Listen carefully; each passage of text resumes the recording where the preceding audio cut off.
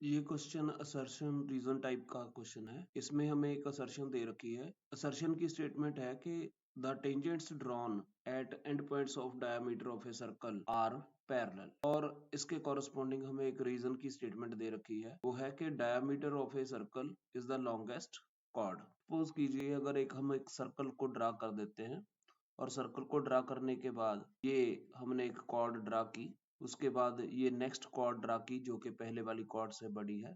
ऐसा अगर हम करते जाएं तो जो सबसे बड़ी कॉर्ड आएगी सर्कल की वो सर्कल का डायामीटर होगी। जैसे कि यहाँ पे डायामीटर ए बी जो है वो इस सर्कल की सबसे बड़ी कॉर्ड है। तो इस फैक्ट को देखने के बाद ये बात क्लियर हो जाती है कि ये जो स्टेटमेंट आर है जिसको के क्वेश्चन में रीजन कहा गया है ये है तो ट्रू, पर क्या ये असर्शन का करेक्ट एक्सप्लेनेशन है या नहीं है ये देखना भी बाकी है।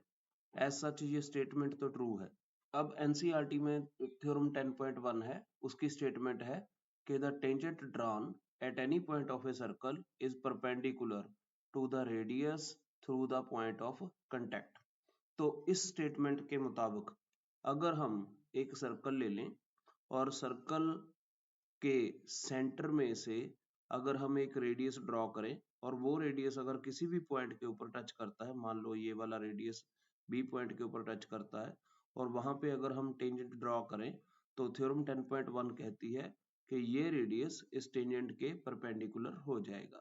तो इस थ्योरम के मुताबिक अगर हम डायमीटर ड्रॉ करें तो डायमीटर जो सेंटर से ऑपोजिट क्योंकि कॉर्ड होती है तो ये दोनों रेडियस ओ की दोनों तरफ राइट साइड और लेफ्ट साइड रेडियस बन जाएंगे।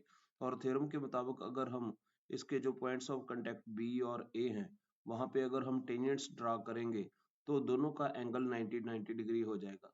अब क्योंकि इन दोनों का एंगल 90 डिग्री हो गया तो टोटल सम 180 डिग्री हो गया, तो इसलिए ये टेंजेंट्स जो हैं वो पैरेलल हो जाएंगे।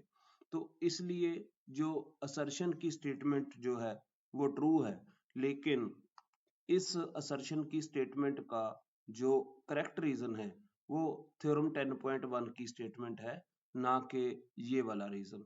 तो इसलिए इस क्वेश्चन में असर्शन और रीजन दोनों सही हैं, लेकिन जो स्टेटमेंट आर दे रखी है हमें वो असर्शन ए का करेक्ट रीजन नहीं है। इसलिए इस क्वेश्चन की जो करेक्ट चॉइस बनती है वो बी बनती है, जिसमें ये लिखा हुआ है कि both A and R are true, but R is not the correct explanation for A. So correct choice इस क्वेश्चन की B रहेगी।